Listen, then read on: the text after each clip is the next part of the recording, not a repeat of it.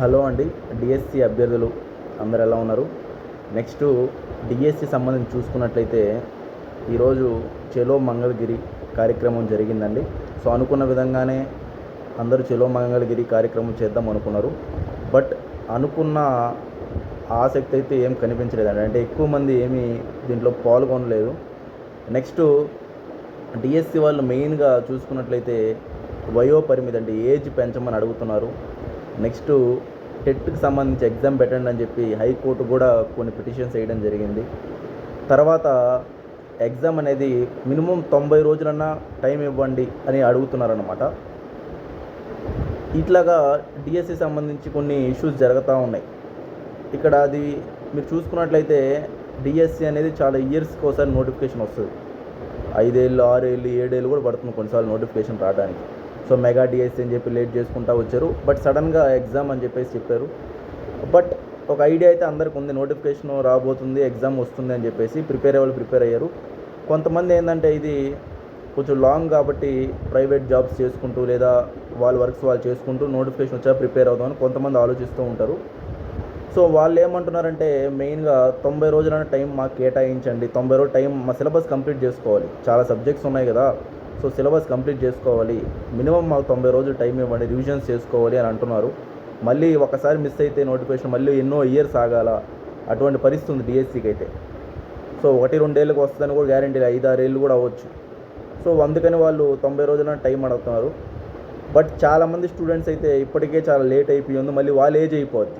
ఇప్పుడు కొంతమంది ఏంటంటే ఎడ్జ్లో ఉంటారు, అట్లు ఇట్లు ఉంటారు కదా, వాళ్ళ ఏజ్ అయిపోద్దేమో, మళ్ళీ ఇప్పుడు కానీ వీళ్ళు పోస్ట్ పోన్ చేస్తే 90 రోజులు మళ్ళీ 90 రోజులు బెటర్ రోజులు, కొన్నిసార్లు పోస్ట్ పోన్లు చేస్తే ఎన్ని రోజులు పెడతారో వాళ్ళకే తెలియని పరిస్థితి. సో ఇటువంటి పరిస్థితి ఉంది. మళ్ళీ 2 రకాల ఆలోచనలు కనిపిస్తున్నాయి ఇక్కడ. అంటే ఎగ్జాము పోస్ట్ పోన్మెంట్ చేయమని కొంతమంది అభ్యర్థులు, కొంతమంది ఏమో ఎగ్జామ్స్ యథావిధిగా జరిగితేనే మేలు జరుగుతుందని కొంతమంది అభ్యర్థులు. నెక్స్ట్ కొంతమంది ఏమో లోకేష్ గారు ఏం చెప్తున్నారంటే 95% ఎగ్జామ్ జరగాలని అన్నారని అంటున్నారు. సో దాన్ని బట్టి అర్థం ఏంటంటే ఎక్కువ మంది దానికి 90 రోజుల యొక్క పోస్ట్పోన్మెంట్కి సహకరించట్లేదని భావన. అంటే ఎక్కువ మంది ధర్నా ఏం కనిపించలేదు కదా, సో ఎవరు ఏం రిప్రజెంటేషన్ కానీ అవన్నీ ఏం చేయట్లేదు కాబట్టి.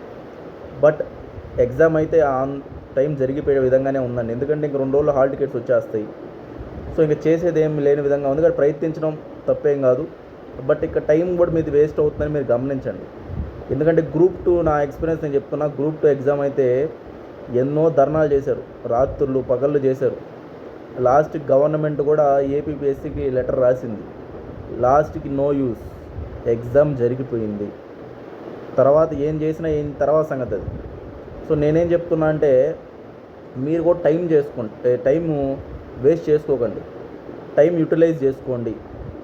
ఎందుకంటే అది కామన్ అండి. ఏ ఎగ్జామ్ అయినా తీసుకోండి, మీరు గ్రూప్ 2 తీసుకోండి, డిఎస్సి తీసుకోండి, కానిస్టేబుల్, ఏ ఎగ్జామ్ అయినా తీసుకోండి. కొన్ని ఎగ్జామ్స్ ఏంటంటే ఖచ్చితంగా లాస్ట్కి వచ్చేసరికి కొంత సెక్షన్ ఆఫ్ పీపుల్ ఉంటారు. అంటే వాళ్ళ మైండ్ సెట్ ఎలా ఉంటుందంటే ఏదో జాబ్స్ చేసుకుంటూ ఉంటారు. వాళ్ళ ఆలోచన ఏంటంటే మేము దీన్ని ఫుల్ పేజ్గా చదవలేదు కదా, మాకు 90 రోజులు ఇస్తే మేము కంప్లీట్ చేసుకుంటాం అని అనుకుంటారు. కానీ అది ఈ యొక్క జాబ్స్ పరంగా అది వర్కౌట్ అవ్వట్లేదండి. అంటే నేను చెప్పే కదా, చూసుకున్నట్టు వర్కౌట్ అవ్వట్లేదు. ఎందుకంటే చాలా లాంగ్గా ప్రిపేర్ అయ్యే వాళ్ళు ఎగ్జామ్ జరిగిపోవాలని అనుకుంటున్నారు, వీళ్ళు తక్కువ మంది అయిపోయారు. సో మీ ఆలోచన మీకు బాగానే అనిపిస్తుంది, అంటే పోస్ట్పోన్మెంట్ చేయండి అని మీకు కరెక్ట్ అనిపించవచ్చు. ఎందుకంటే ఏదో జాబ్ చేసుకుంటున్నాం మా 90 రోజులు టైం కావాలి మేము చదువుకోవడానికి అని. But other section of people గురించి కూడా ఆలోచించారు కదా. వాళ్ళు ఎన్నో ఇయర్స్ నుంచి కష్టపడుతున్నారు, వాళ్ళు ఏదో చేస్తూ ఉన్నారు, వాళ్ళు ఎగ్జామ్ జరగాలనుకుంటున్నారు. సో గవర్నమెంట్ షెడ్యూల్ ఇచ్చినప్పుడు మీరు రాయాల్సిందండి. దానికి ఎవరైనా ఇప్పుడు గవర్నమెంట్ మిమ్మల్ని దృష్టిలో పెట్టుకొని, వాళ్ళ దృష్టిలో పెట్టుకొని, వీళ్ళ దృష్టిలో పెట్టుకొని అందరూ సంబంధించే ఇస్తారు షెడ్యూల్. దాన్ని మనం పోస్ట్పోన్ చేద్దాం అనుకోవడం అది ఎంత మాత్రం కరెక్ట్ కాదు. సో ఏమన్నా రీజన్స్ బలంగా ఉంటే అది వేరు, కానీ ఇప్పుడు వారు లేకపోతే కోవిడ్ ఇటువంటి ఎక్స్ట్రీమ్ జరిగి ఏమన్నా ఇబ్బందులు జరిగితే తప్ప మామూలు సింపుల్గా పోస్ట్పోన్ చేసుకుంటా ఉంటే క్రెడిబిలిటీ తగ్గిపోద్ది. సో అది కూడా మీరు మైండ్లో పెట్టుకోండి. బట్ నేనేమంటానంటే ప్రయత్నించండి. బట్ ఎగ్జామ్ జరిగితే లాస్ అయ్యేది మీరే అని నా ఐడియాస్ నేను ఇస్తున్నాను అంతే. ఓకేనా? సో మీకేమనిపిస్తుందో కింద కామెంట్ చేయండి. థ్యాంక్ యూ అండి. బాయ్ అండి.